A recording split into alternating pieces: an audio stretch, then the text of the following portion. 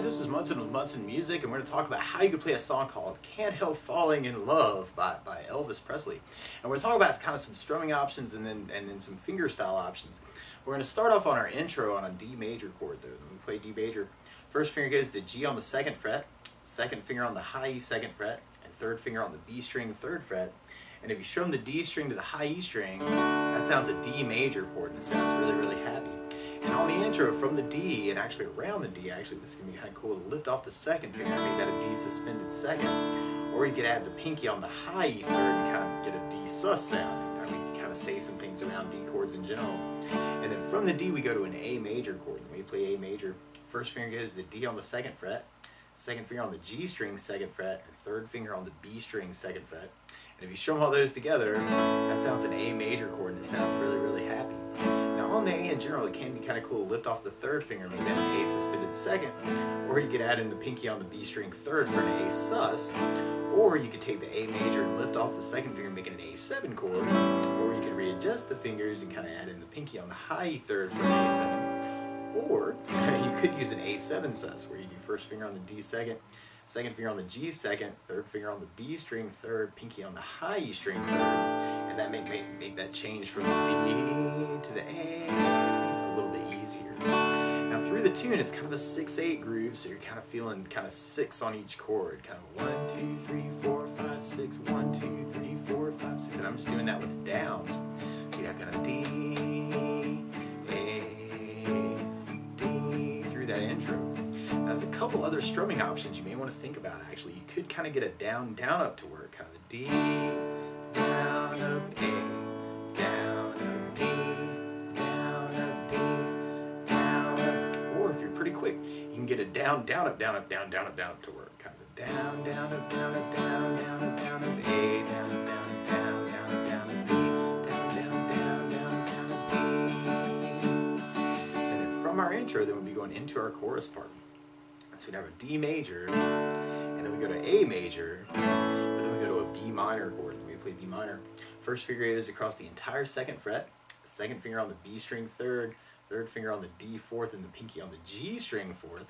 And if you strum all those together, that sounds a B minor chord, and it sounds really happy, or really sad, not bad. So then, or something else you may want to think about is lifting off the pinky and kind of making that a B minor 7, or another way to play B minor 7 is you can do first finger on the A 2nd, second finger on the G 2nd, third finger on the high E 2nd, and B minor 7 that way.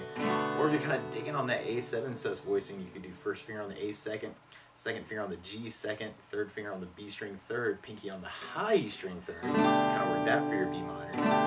And then from the B minor, we're going to go to a G major chord. When we play G major, first finger goes to the A 2nd, second finger on the low E string 3rd, third finger on the high E string 3rd. If you strum all those together, that sounds a G major chord, and it sounds really happy.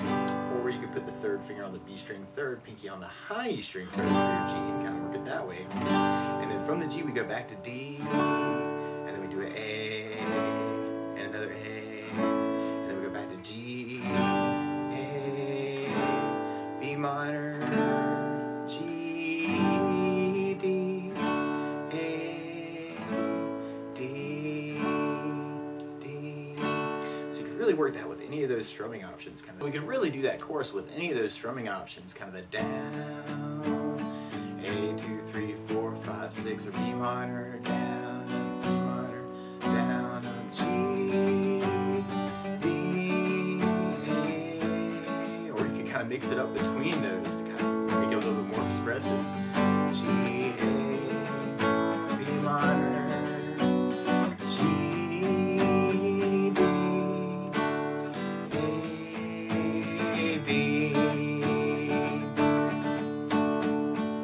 something else you may want to add to the song too is bass notes, and a lot of times on that first down of the down up, if you're using that pattern, or the down up,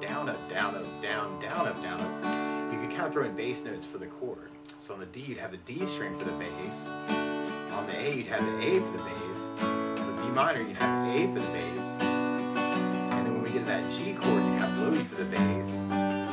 We've got D with the D bass, A with an A bass.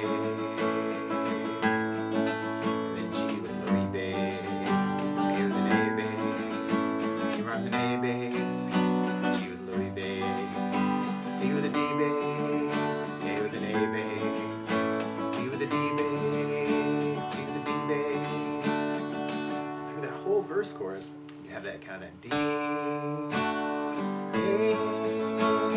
B minor, B minor, G, D, A,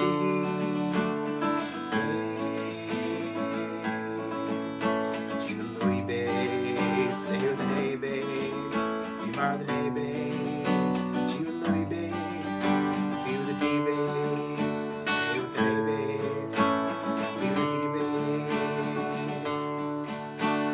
And then from that second verse chorus, then we'd be going into our bridge part. And our bridge starts on an F sharp minor chord. Normally you do this as a 2nd fret bar, 3rd finger on the A string on the 4th fret, pinky on the D string 4th fret. And if you strum all those together, that sounds an F sharp minor chord, and it sounds really sad. And you may also want to think about lifting off the pinky and making that an F sharp minor 7.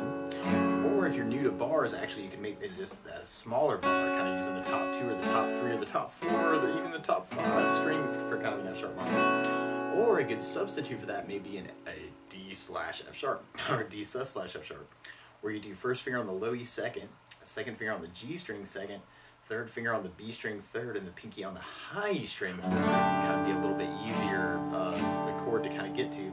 And your low E string on the 2nd fret would kind of be your bass note for that F sharp minor. And then from the F sharp minor, we'd be going to a C sharp 7, which normally you do this as a 4th fret bar, 3rd finger on the D string on the 6th fret, pinky on the B string 6th fret to kind of get a C sharp 7. Or another option would kind of be taking just the skinny few strings. So you can make a smaller C sharp by doing 1st finger on the high E 4th, 3rd finger on the G 6, pinky on the B string 6, and kind of using that as kind of a small C sharp.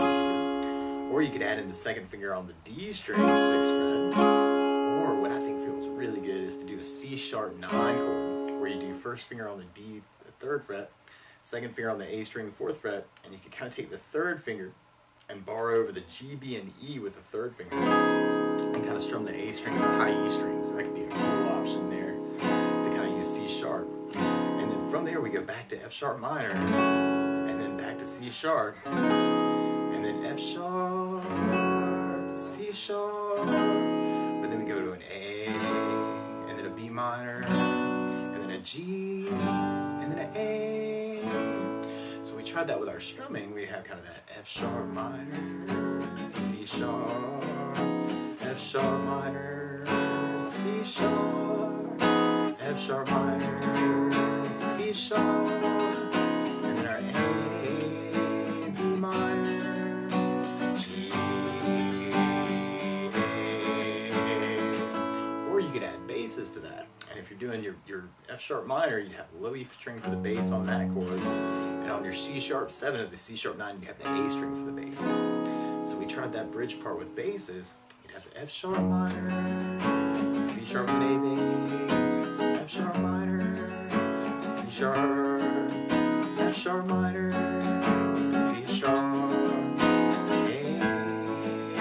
B minor, and our G, and our A, to kind of lead into our next verse chorus. Now, one other thing you may want to think about is doing this as a fingerstyle idea.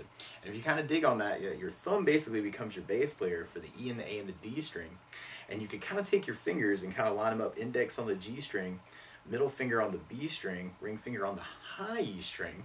And so it's kind of a division of labor. It's like index's job to play the G string, middle finger's job to play the B, ring finger's job to play the high E. And a cool little arpeggio or broken chord idea that could kind of work in this time signature is kind of doing the thumb for your bass, and then going index, middle, ring, and then coming back middle, index. So it's kind of a thumb, index, middle, ring, middle, index, thumb, index, middle, ring, middle, index. So kind of going bass, index, or G, B, E, B, G is kind of the strings we're playing. Bass, G, B, E, B, G. So we tried that idea through the kind of that next verse chorus. We have the D,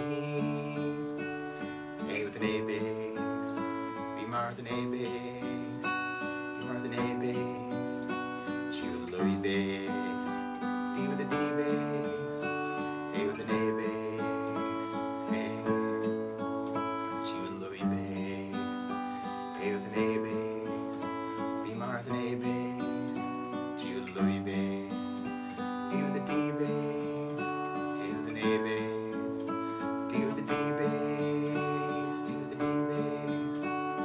And if we try had that idea through our bridge part. We'd have that F sharp minor, C sharp, F sharp minor, C sharp, F sharp minor, C sharp, and then the A, B minor, G, A, and then from there, then we're going back into our main verse chorus. We've got that D, A, B minor, G, D, A,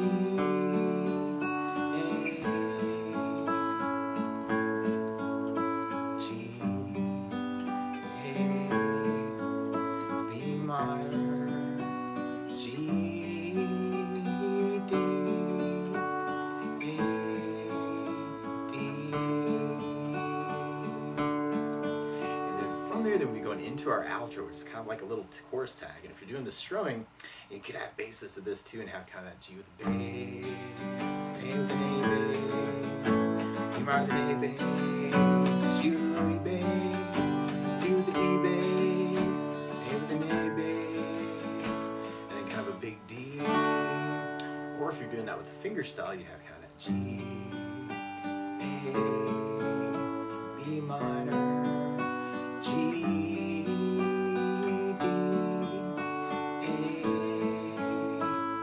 and then kind of a big D at the very end.